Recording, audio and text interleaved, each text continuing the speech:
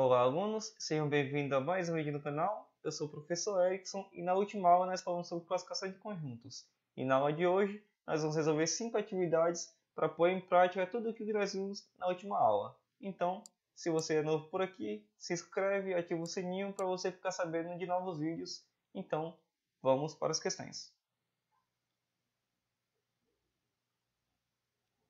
Questão número 1. Muitas vezes, o objetivo de um remédio é aumentar a quantidade de uma ou mais substâncias já existentes no corpo do indivíduo para melhorar as defesas do organismo.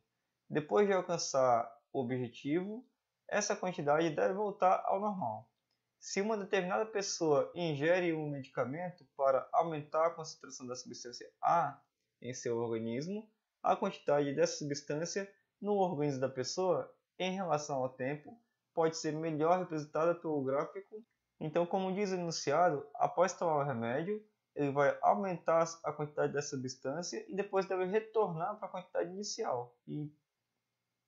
Então, como diz o enunciado, após ingerir o remédio, ele vai aumentar a quantidade dessa substância e após o efeito ele deve retornar para a quantidade inicial. Isso não acontece aqui no gráfico A. No B também não acontece, ele aumenta aqui a quantidade da substância e depois fica constante. Isso não é o ideal também. E aqui na letra C, tampouco. Aqui ele tinha zero dessa substância e aumenta, ou seja, e depois volta para zero. Também não é o gráfico C. Aqui ele tinha uma substância no organismo, depois eleva essa quantidade e depois volta para o que tinha antes. Então, a alternativa D. Questão número 2.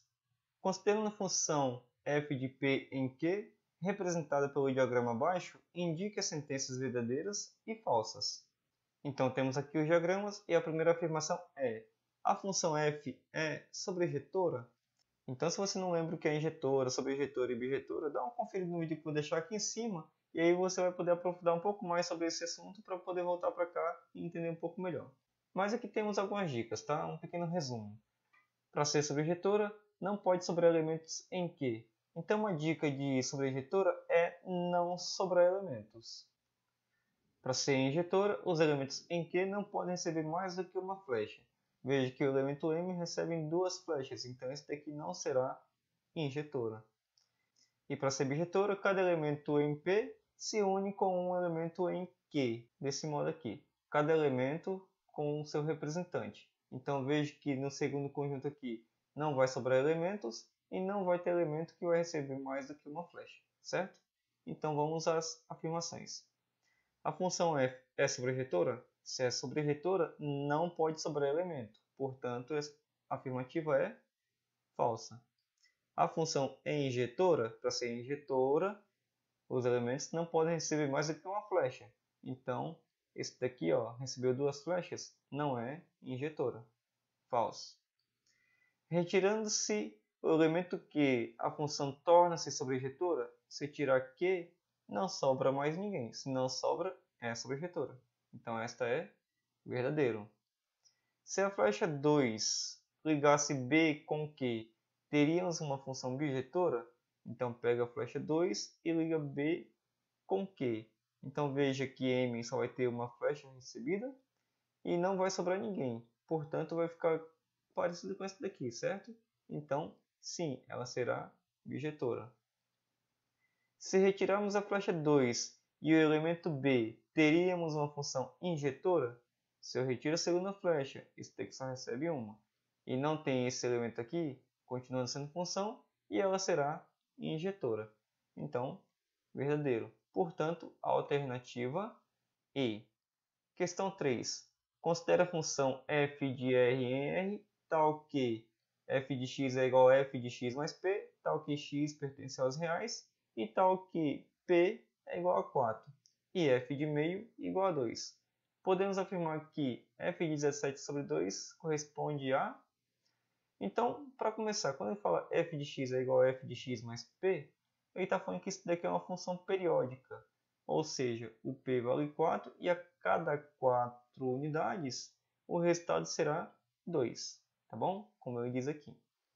Bom, então temos que f de x é igual a x mais 4 para qualquer x pertencente aos reais. Então, troca aqui o x por meio, conforme eu diz aqui. E aí nós vamos ter aqui meio mais 4, que é o p, tá bom? Já troquei o x por meio e já troquei o p por 4.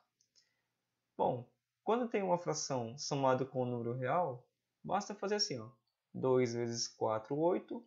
8 mais 1, 9.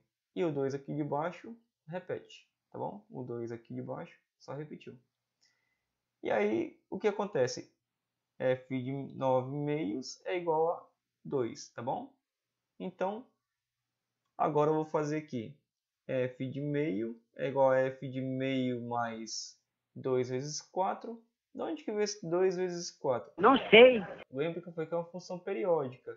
Então, esse P, tá bom? Esse número que vai vir aqui, sempre será um múltiplo de 4, conforme eu já indicou aqui, ó. Tá bom? Dessa forma aqui, ó. Vai ser f de um número mais 4, desse número mais 8, f desse número mais 12 e assim por diante. E a cada 4, né, que vai ser aqui o meu período, tá bom? Vai ser o meu P, eu sempre vou ter um resultado constante, ou seja, aqui ele chamou de B. E no caso aqui é o nosso 2, tá bom? Então vamos descobrir quanto vai dar isso daqui, ó. 2 vezes 4, 8. 8 mais 1, 17. E aí o 2 lá de baixo, ó, só repetiu, tá bom? Então veja que quando eu achei que 17 meios, também vai ser 2, porque aqui continua sendo múltiplo de 4, tá bom? Então volta para 2, que é a nossa constante aqui, tá bom? Portanto, a resposta, alternativa B, 2. Questão número 4. Uma função de R em R diz ser par quando f de menos x é igual a f de x, para todo x pertencente aos reais. E ímpar quando f de menos x é igual a menos f de x, para todo x pertencente aos reais. Observe com atenção os gráficos exibidos a seguir. Então, para relembrar, função par tem os gráficos simétricos em relação a y. E função ímpar é quando tem um gráfico simétrico em relação à origem, tá bom? Então veja que o eixo de simetria do gráfico 1 ele é exatamente o nosso eixo y, certo? Então veja mais uma vez, o eixo de simetria do gráfico 1 é o eixo y. Portanto, essa aqui é uma função par. Veja que o eixo de simetria do gráfico 2 não é o eixo y, certo? Então esse aqui não é uma função par, nem tampouco uma função ímpar. O gráfico 3, novamente, o eixo de simetria dele é o eixo y, certo? Então, veja que aqui é uma função par. O gráfico 4, nós temos o eixo de simetria aqui coincidente com a origem. Então, mais uma vez aqui, olha só. Ele tem o eixo de simetria exatamente na origem, tá bom? Então, o gráfico 5, o eixo de simetria dele coincide com a origem, tá bom? Então, veja que ambos os lados são simétricos, então aqui nós temos uma função ímpar. Então, com relação às funções representadas pelos gráficos, o que podemos dizer? Que 1 e 2 são pares? Não. 2 e 4 são ímpares? Não. 1 e 4 são pares? Não. 3 e 5 são ímpares? Também não. E então a alternativa E. 1 e 3 são pares. Questão 5. Dada a função objetora f de x é igual a 3x mais 2 dividido por x menos 1, onde o domínio são todos reais menos o elemento 1, o domínio da função inversa é... Bom, então o que nós vamos ter que fazer? Encontrar a função inversa e depois disso achar quem é o domínio dessa função. Então temos aqui a função, então nós temos que considerar que o x é diferente de 1, ok? Porque quando o x for 1, nós temos a divisão por zero e logo isso não existe. E para fazer uma função inversa, onde tem x eu troco por y e onde tem y eu troco por x. Tá? Agora vamos fazer aqui a multiplicação cruzada, vai ficar assim. Ó. O que acontece aqui? 3y mais 2 vezes 1 que está aqui embaixo, repete 3x mais 2. E aí x vezes x menos 1 vai ficar xy menos x. Mais uma vez, x vezes y, xy, x vezes menos 1 menos x. Tá? E aí passa o que tem y para o primeiro membro, passa o que não tem y para o segundo membro. Ficando assim. 3y que já estava, menos xy passou para cá, repetiu menos x e passou o menos 2 para o lado de cá. Coloca o y em evidência e vai ficar assim. Y é igual a... Tinha 3y, eu tirei o y, ficou só 3. Tinha x vezes y, tirei y, ficou x.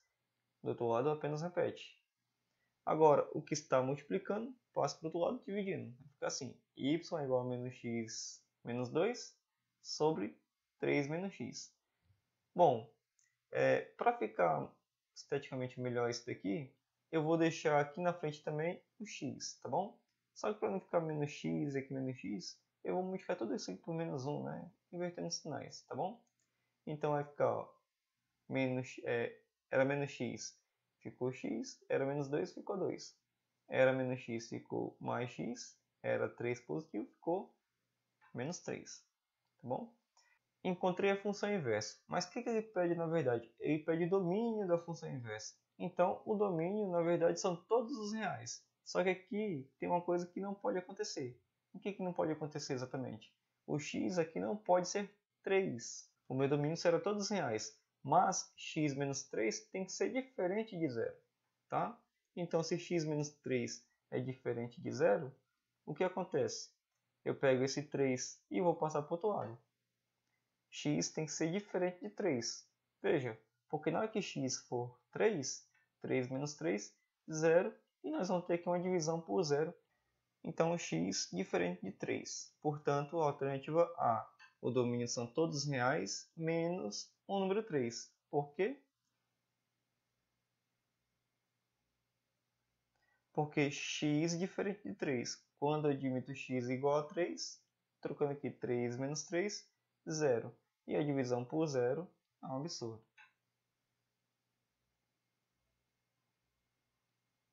Porque quando eu troco aqui o x por 3, 3 menos 3, 0. E o primeiro mandamento da matemática é não dividirás por 0. Obrigado por ter assistido esse vídeo até aqui. Comenta aqui embaixo o que você achou. Compartilha, se inscreve e ativa o sininho para ficar sabendo dos próximos vídeos. Ok? Então, até a próxima. Fui!